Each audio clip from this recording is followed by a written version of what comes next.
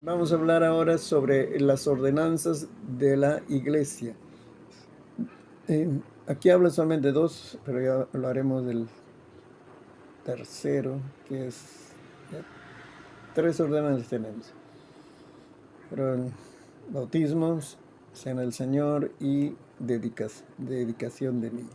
A ver, el significado de ordenanza, ¿qué diferencia hay entre ordenanza y sacramento? Eso no sé. Por ordenanza. Esta definición es muy importante. Una ordenanza es un rito simbólico externo y visible ordenado por la Biblia.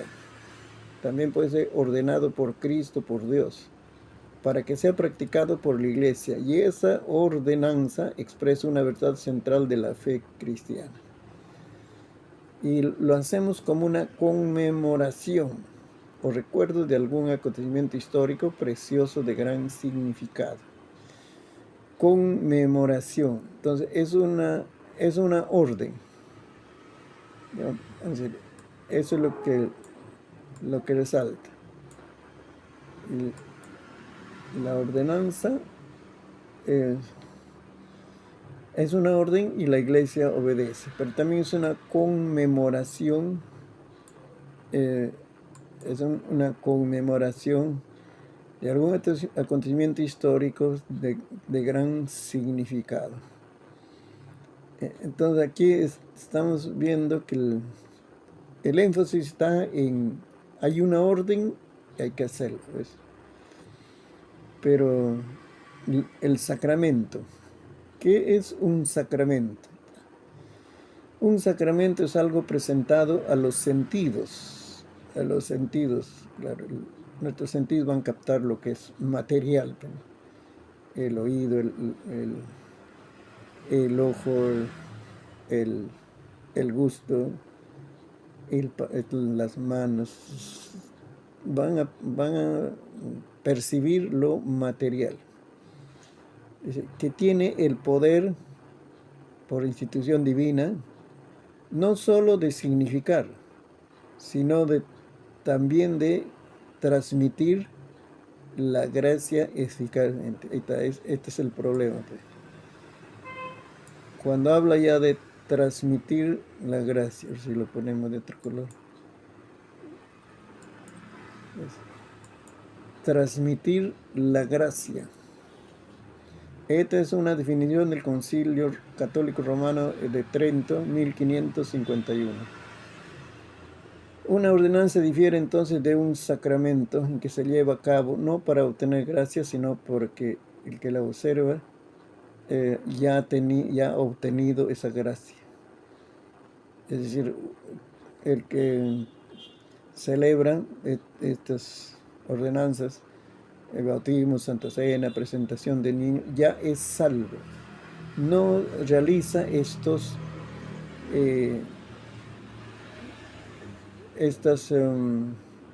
ceremonias con el fin de ser salvo. Son ritos, son ceremonias, pero no es con el propósito de ser salvo, sino ya porque ha sido salvo. En, en el sacramento, creen que un sacramento tiene capacidad salvífica. Eso significa que algo tiene que ver con la salvación de la persona. Y entonces eso lo usa la iglesia romana. Nosotros tenemos que cambiar en nuestro lenguaje, ¿no? Nosotros no celebramos sacramentos, nosotros realizamos ordenanzas, ¿no? La iglesia romana, por ejemplo, tiene 7 sacramentos: ordenación, confirmación, extrema unción, penitencia, bautismo, eucaristía. De estos 7, o 6 nomás encontré. El Nuevo Testamento solo menciona 2, y como ya hemos visto, lo considera ordenanza conmemorativa. Esta palabra te va a acompañar, conmemorativa. Es algo que conmemora. y no tiene una capacidad que influya en la salvación. ¿Ya? Veamos primero lo que es la cena del Señor. Aquí va a tener material usted para enseñar, predicar en algún tiempo cuando tiene que dirigir la cena del Señor en la iglesia. Aquí tiene material. Hay los pasajes que describen la cena del Señor están en los evangelios, Mateo, Marcos, Lucas. Y en 1 Corintios 11 y hay varios detalles que ahí está hablando, ¿no? En 1 Corintios 11, primero les dice que ustedes no se reúnen para lo bueno, dice. Aquí he tomado del 17, sí. El 17 es una corrección. Dice, pero el anunciaros esto que sigue no os alabo, porque no os congregáis, no os reunís para lo mejor, sino para lo peor. ¿Sí? Desde ahí comienza la exhortación, pero luego ya les corrige y les enseña esto es la Santa Cena, ¿no? Así que deben practicar de esta manera. ¿Sí?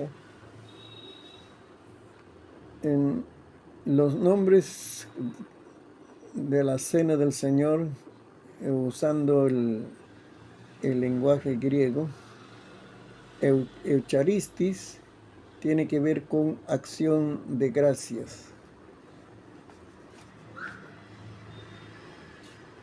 Acción de gracias. Cuando se estableció la cena del Señor, Jesús dice, y habiendo dado gracias.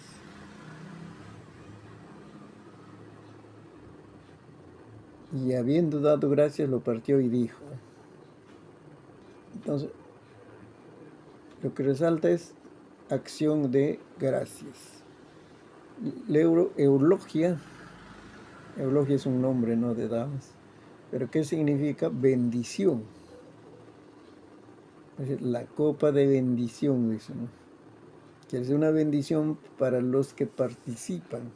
Estamos hablando, es una oportunidad de cerrar un ciclo de vida y luego ya comienza otro ciclo de vida, ¿no? Vida cristiana. Otra palabra griega es próspera, que significa ofrenda. Este nombre se llegó a usar porque se daba regalos o ofrendas para los pobres durante la celebración de la Cena del Señor.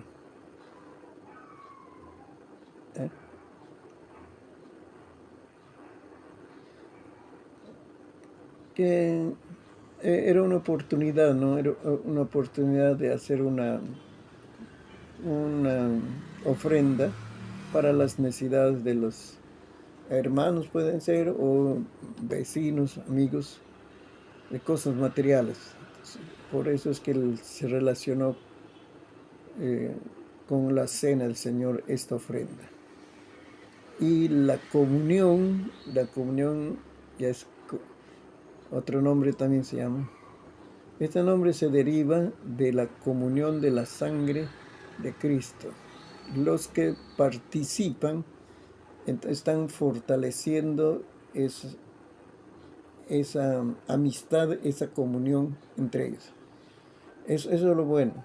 Eso es lo bueno, que cuando se celebró por primera vez la cena del Señor, era Jesús y los discípulos. Ojo que eso está previamente a lo que ya comienza la semana del sufrimiento de Cristo. Entonces está en un momento de comunión que ya no se va a repetir de esa manera, porque estarán juntos los discípulos, ahí faltará luego también Judas ya no estará, y el Señor Jesús ya no va a estar. El grupo no está completo. Esa es la última vez en que estuvieron todo el grupo completo. Y ahí se están fortaleciendo la comunión, la amistad. Es un asunto muy importante. en la vida cristiana, la amistad, la comunión, la confianza que se desarrolla. Aprendemos a amarnos unos a otros. Es muy importante, no es que solo somos hermanos en Cristo y nos vamos al cielo, etcétera, ¿no? Sino aquí en tierra tenemos que vivir esa comunión. Entonces la cena del Señor ayuda, facilita la comunión, porque es el momento en que los creyentes pueden aprovechar la oportunidad de reconciliarse. A veces hay cosas que ha distanciado a los creyentes, pero como va a ser la Santa Cena y esto se avisa con tiempo, entonces se dan la oportunidad de reconciliarse, de dar la cuenta.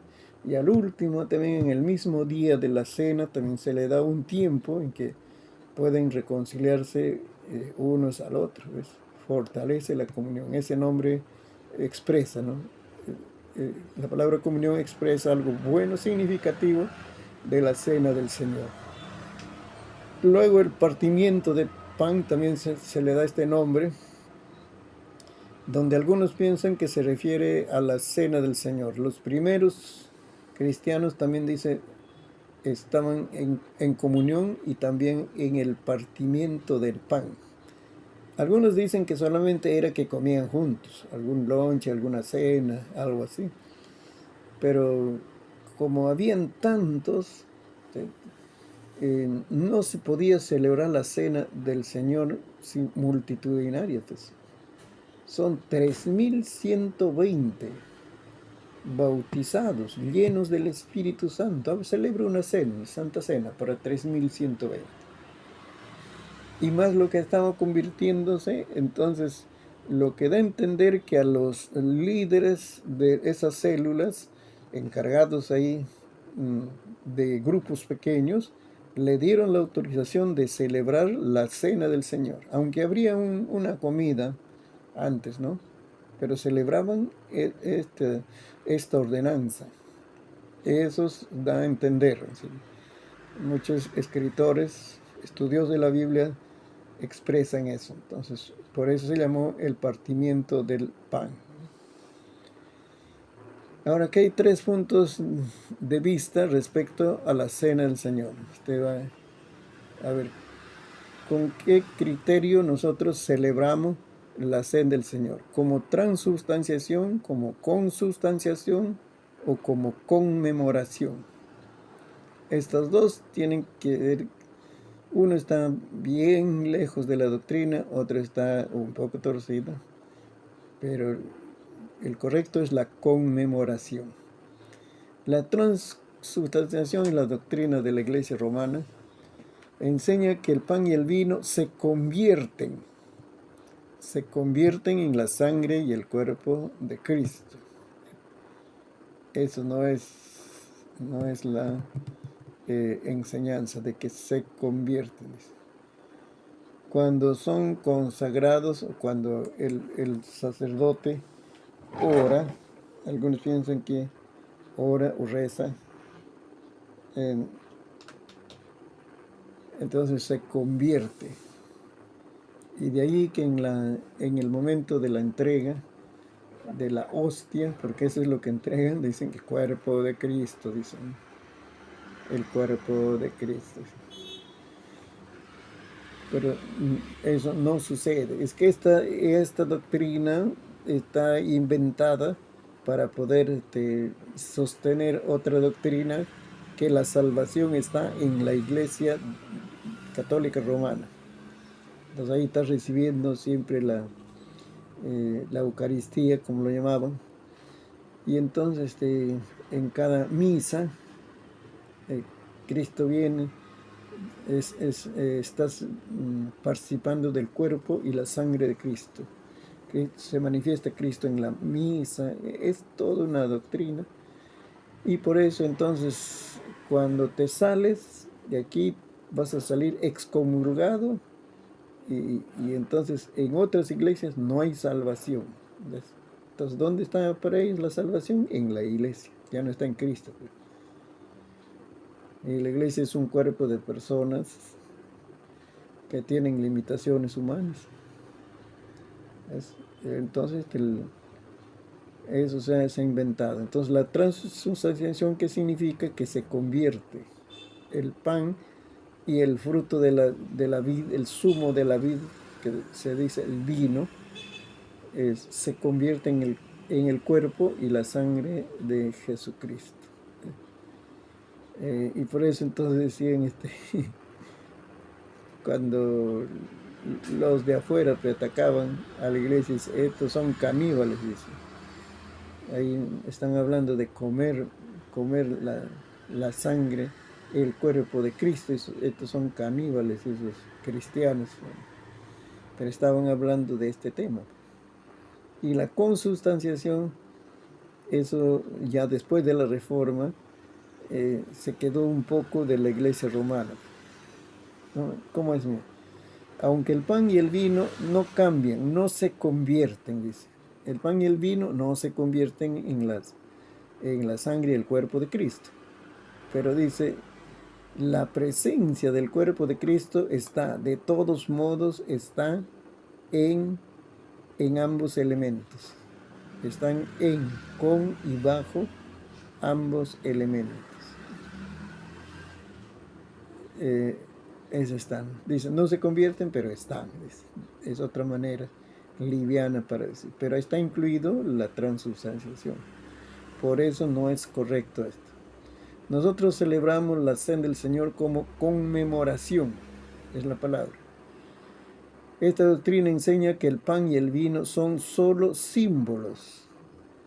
El pan es símbolo del cuerpo de Cristo y el vino, o fruto zumo de la vid, es símbolo de la sangre de Cristo, que nos recuerdan y ayudan al creyente a observar tanto la primera como la segunda venida de Cristo. Por eso dice, es conmemoración, recordamos, miramos hacia atrás al pasado, a Jesucristo, que estableció la primera cena, ¿no? Y luego también miramos hacia el futuro, la venida de Cristo. Es una conmemoración. Esta práctica es tanto bíblica como razonable. Se tiene sustento bíblico y es lo más razonable, lógico que puede significar esos dos elementos, ¿no? Así es. Pero también la cena del Señor es tipo de la cena en el Antiguo Testamento. ¿Cuál es el tipo? Es el Cordero de la Pascua. Y el antitipo, ya es el cumplimiento, es la cena del Señor. Porque el Cordero de la Pascua, ahí hay el elemento sangre. Un corderito tenía que ser muerto y entonces tenía que ser pintado el dintel de la puerta. Y cuando se veía esa señal, el ángel de la muerte no intervenía ahí. Entonces toda la casa estaba protegida porque había una señal. Es que el corderito había sido muerto. Entonces ese es el tipo. Y el antitipo, ya la cena del Señor que se cumple. Pero para que sea antitipo la cena del Señor, Jesucristo tuvo que cumplir en la cruz del Calvario esa realidad de ser un cordero que entrega su vida y su sacrificio protege de la muerte eterna a las personas. Entonces somos libres de la condenación eterna por la sangre de Jesucristo derramada en la cruz del Calvario. El propósito de la cena del Señor involucra una visión en tres vertientes, en tres direcciones también. Primero, habría que mirar el pasado, donde Cristo murió. Recordamos que Cristo murió, resucitó y luego ascendió a los cielos. También hemos mirar nuestro interior, porque dice tenemos que examinarnos a nosotros mismos. Hay que mirar nuestro interior. Sí, Cristo ha hecho una obra maravillosa en nuestra vida de salvación, pero estamos en este caminar de la vida cristiana. Es ahí donde a veces pecamos, fallamos ante Dios y tenemos que pedir perdón renovar nuestro esfuerzo, ¿no?, para seguir el camino del Señor. Entonces mirarse interiormente y comenzar una nueva jornada de la vida cristiana hacia adelante, con mayor fuerza. También hemos de mirar mucho más adelante hacia el futuro, es cuando Cristo viene, porque eso fue lo que dijo en la primera cena. A los discípulos les dijo, no volveré a participar de esta cena hasta que venga en mi reino. Eso incluye la segunda venida de Cristo. La cena tiene este mensaje también tan importante, ¿no? Todo relacionado con Jesucristo, ¿no? Además nos da 3 mensajes. El mensaje de la cruz, que habla de sacrificio, porque nos habla del cuerpo molido. Según Isaías 53, el cuerpo de Cristo fue molido. De tal manera fue maltratado el cuerpo, la materia estamos hablando, fue maltratado, fue molido por nuestros pecados.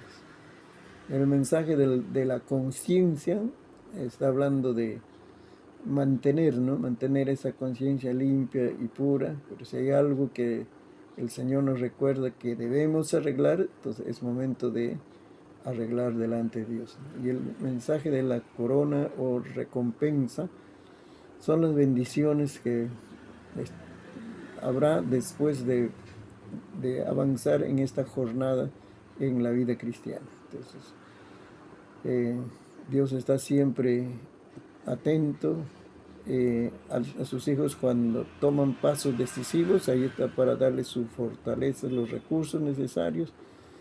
Ese es el éxito. El éxito no es, no ganamos el cielo. En el cielo nosotros vamos a recibir recompensas por el servicio que hemos hecho en esta tierra. Pero la estadía en el cielo ya está ganada por Cristo en la cruz del Calvario, ¿no? Entonces va a haber recompensa por todo lo que haces en esta tierra. Es el mensaje de la corona. ¿Quiénes deben participar de la cena?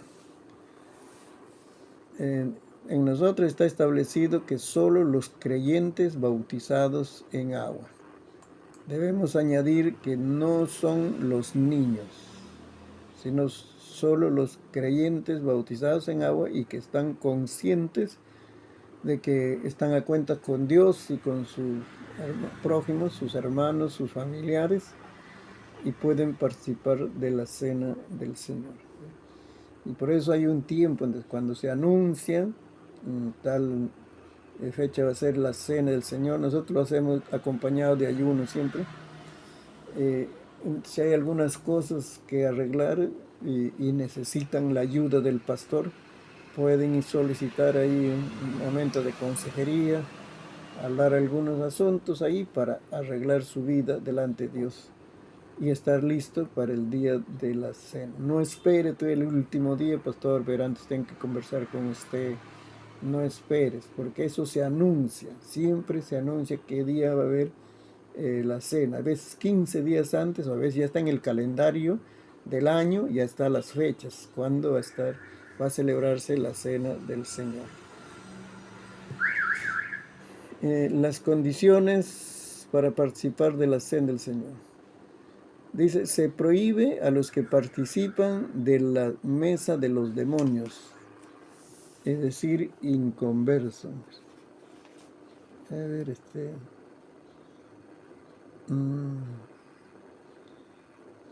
acá, ¿cómo dicen?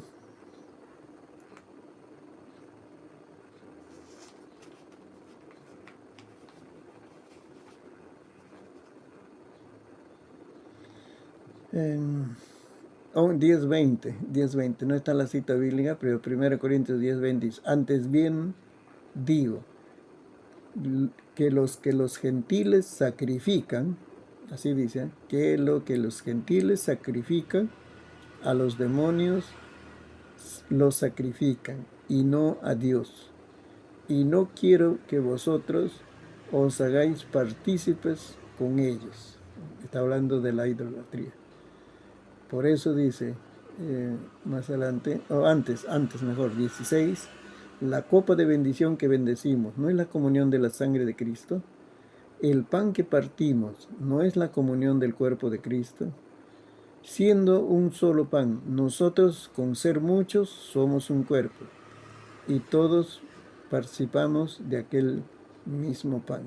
Entonces está hablando de la cena del Señor, desde el capítulo 10, ¿eh? Pero está hablando en ese contexto, los que, quiere decir, los inconversos están participando de la cena de los demonios. Por eso no pueden participar de la cena del Señor, porque esa persona está en el reino de las tinieblas, está trabajando para el imperio maligno. Y todo eso es contra Dios, contra la iglesia. ¿Y cómo va a participar de la cena del Señor? No debe tener parte. Entonces, luego se dice que debe ser bautizado en agua, porque no solo convertido, sino bautizado en agua, porque en el bautismo en agua ya está asumiendo un compromiso con la iglesia, ¿ves? El creyente debe examinar también su corazón para ver su relación con Dios. Orar al Señor si hay algunas cuentas que arreglar con nuestros prójimos. Hazme recordar, mi Señor. Si algo tengo que ver, de repente yo no me di cuenta que le ofendí, el que le hice algún daño, de repente le ignoré.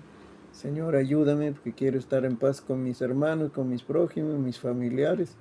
Entonces él está orando por su santificación y el Señor le va a ayudar a arreglar esas relaciones con sus prójimos, ¿no? El creyente no debe tener cosas pendientes con sus hermanos y prójimos. No es que guardando ahí cosas en su corazón y que pueden malobrar la comunión. Entonces hay que vivir vidas transparentes, arregladas y participar de la cena del Señor con tranquilidad, ¿no? 8. Cuando se toma la cena del Señor sin examinarse bien, y entonces, ¿qué dice? Hay una consecuencia, hay un castigo para los irreverentes, llaman, ¿no? Así. 1 Corintios 11, 29 y 30. Es como una advertencia, lo dice. Porque el que come y bebe indignamente, sin discernir el cuerpo del Señor, juicio come y bebe para sí. Por lo cual hay muchos enfermos y debilitados entre vosotros, y muchos duermen. Pues eso dice la Biblia. Entonces hay consecuencias cuando no examinamos bien nuestro corazón. ¿Y cuáles son las consecuencias? Hay 3 cosas. Enfermedad. Hay muchos enfermos, enfermedad física, enfermedad emocional. Dice, debilitados entre vosotros, debilidad. En vez de ser la cena para renovar su fuerza, su compromiso con el Señor, esto va a ser para debilidad. O también puede ser debilidad física. Son cosas que pueden suceder. Luego dice ya, y muchos duermen, o sea, mueren antes de tiempo, porque son juicios que el Señor ha establecido. La palabra aquí, pero hay que entenderlo bien, comer y beber indignamente. ¿Qué significa eso de comer y beber indignamente? La palabra indignamente no es utilizada aquí como un adjetivo. Por ello no nos dice si alguien no es digno, participa. Si alguien no es digno, el sujeto, ¿no? Si no es digno, no participa. Sino dice, si alguien participa de una manera indigna. ¿Ve? Así que él está diciendo, es una persona, pero lo que es indigno es el hecho, la manera. Dice, si alguien participa de una manera indigna. De modo que cosa diferente es ser digno o indigno, y otra cosa es hacer las cosas indignamente. Eso lo último está diciendo acá, cuando hace las cosas indignamente. Eh, Eso es lo que hay que tomar en cuenta.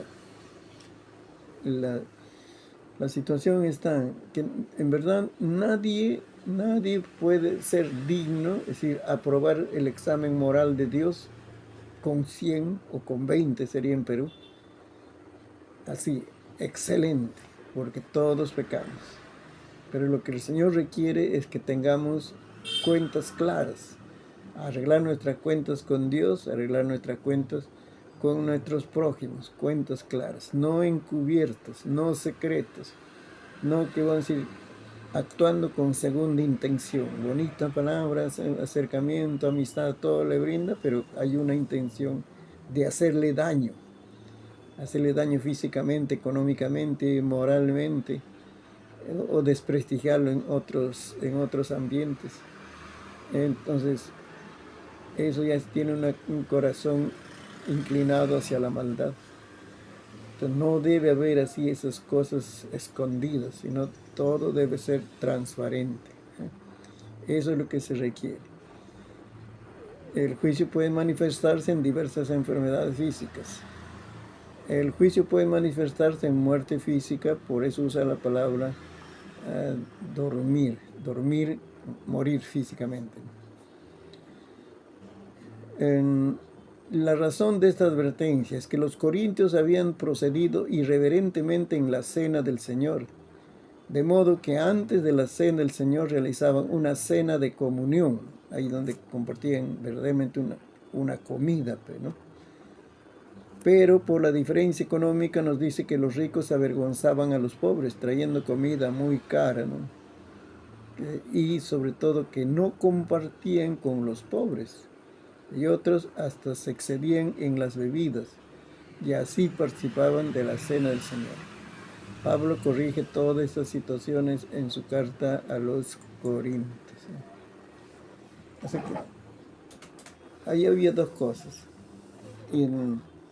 Antes de la cena del Señor había una comida, pero en esa comida se comían en exceso los que tenían capacidad. Y entonces ahí está la glotonería, ese es pecado. Y como había también bebidas, entonces que podrían producir embriaguez, tomaban en exceso y se embriagaban, otro pecado. Y así participaban de la cena del Señor. ¿No es que ha dicho que primero tenemos que tener la comida? Entonces esta es nuestra comida para nosotros. Y luego ya participaban en la cena del Señor. Era un desorden que ahí estaban. No estaban discerniendo el camino de Dios. No estaban, si eran cristianos, todo eso vamos a hacer cumplir aquí con todas las colaboraciones, las reuniones y también con todos los ritos, las ceremonias, pero no estaban entendiendo el camino de Dios, porque esa es una dirección específica que Dios te va enseñando, Algo recibes, doctrina, discipulado, consolidación, pero cada uno es guiado por el Señor de una manera específica. Entonces es ahí cuando maduras, aprendes a tomar decisiones morales por ti mismo, no por la exigencia de otro, no porque te están cuidando, te están supervisando, sino sencillamente porque en tu corazón hay un temor reverente a Dios. Eso es aprender a caminar en la verdad. Caminar en la verdad es diferente. Es que ya tienes convicciones firmes. No haces las cosas por lo que otros hacen, sino cuál es mi relación personal con Dios. Y respeto lo que están haciendo otros. Están en proceso de crecimiento. Eso pasaba. Cuanto a la frecuencia, lo más aconsejable es que no sea también demasiado tiempo, como si que a mantener de repente algunas cosas pendientes antes de arreglar sus asuntos con algún hermano de la iglesia, con algún familiar. Y que no sea tan continuo que ya la familiaridad también es un problema, que ya no lo tomamos con bastante reverencia, con respeto a los símbolos cristianos, porque se ha hecho una cosa muy continua, muy familiar, ¿no? Entonces mejor un promedio, nosotros lo hacemos al mes y siempre acompañado de ayuno. Bueno, es un consejo. cada uno va a tomar su también convicción, ¿no? Decisiones hay que tomar con la dirección de Dios. Ya, ahora vemos el bautismo en agua que me está hablando. ¿Qué significa la palabra bautismo? La palabra bautismo, ¿qué significa? Dice el doctor Jordan Johnson, escribe, consideremos los tres léxicos más conocidos, ¿no? Escrito por Leyland y Scott, hombres de la iglesia anglicana. Dice, el léxico griego del Nuevo Testamento, dicen que esta palabra puede significar zambullir, bautizar, zambullir, hundir, sumergir o inundar. Ahí vas viendo entonces. No es rociar, sino es zambullir, hundir, sumergir, inundar. La palabra misma ya está dando su significado, ¿no? Cómo debe hacerse. El doctor Thomas Conrad, hay otras palabras, le dan su significado. A ver, desde la época más antigua de la literatura griega hasta su cierre, un periodo de 2000 años, no se ha hallado un ejemplo en el cual la palabra algún otro significado. Esa palabra bautismo tenga algún otro significado. La palabra rociar o verter no se emplean nunca. No está hablando de rociar, de derramar un poquito de agua. No es eso. Esto ha obligado a los estudiosos de todas las denominaciones a admitir que el significado original y en el uso del Nuevo Testamento, que bautismo significa inmersión. Siempre va a significar inmersión. ¿Ve? Luego Lutero dijo que este término es una palabra griega que se puede traducir por zambullir, cuando ponemos algo en agua para cubrirlo enteramente con el agua. El término zambullir es sumergido totalmente. Calvino también dijo, que era casi contemporáneo con Lutero, la palabra bautizar significa sumergir.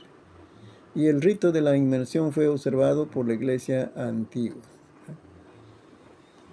¿Qué pasó más adelante? Un Bremer, un católico romano, dice, durante 1300 años el bautismo fue general y regularmente una inmersión de la persona bajo agua. Y solo en casos extraordinarios se practicaba la aspersión o se vertía agua sobre el bautizado. Aún más, este último se disputaba como modo de bautismo y hasta se prohibía.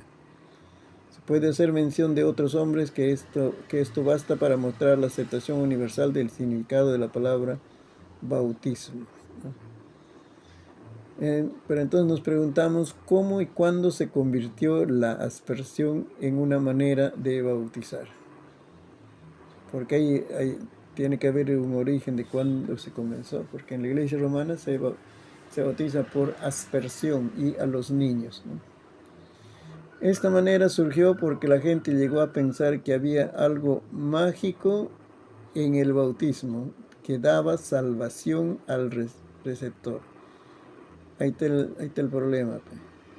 Cuando se cree que el bautismo dice salvación al que recibe. Si bien en los hechos habla de situaciones casi juntas, conversión y salvación así. Por lo menos en 3, 4 oportunidades. Donde hay conversión hay bautismo.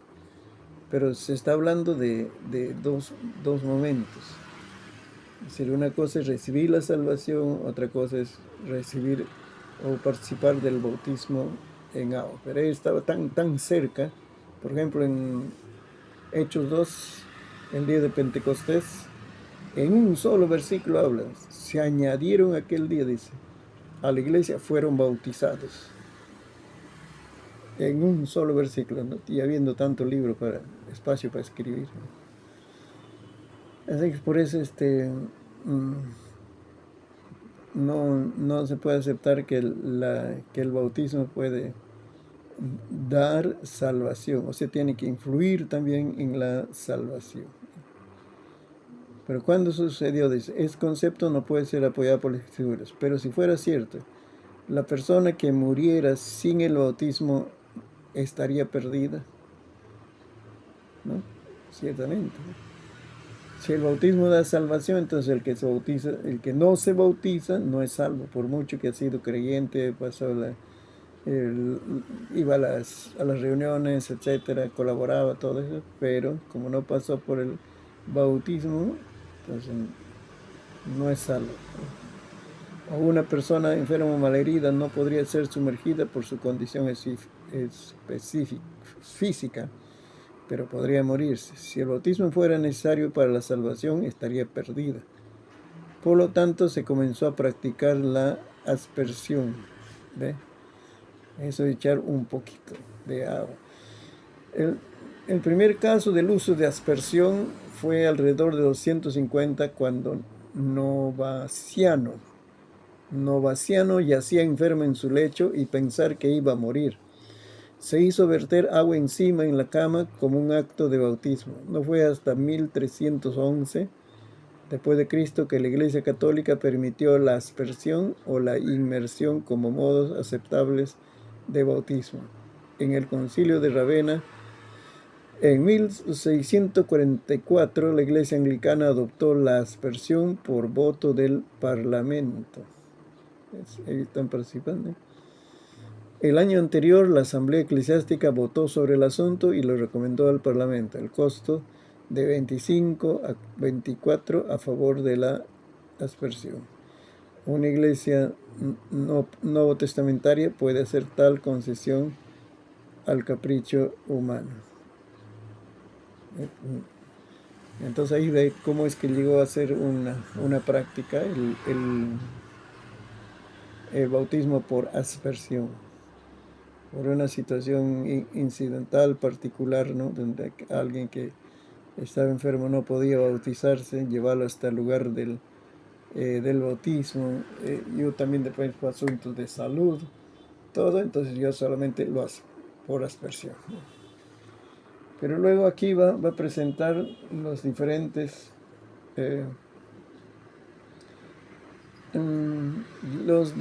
bautismos.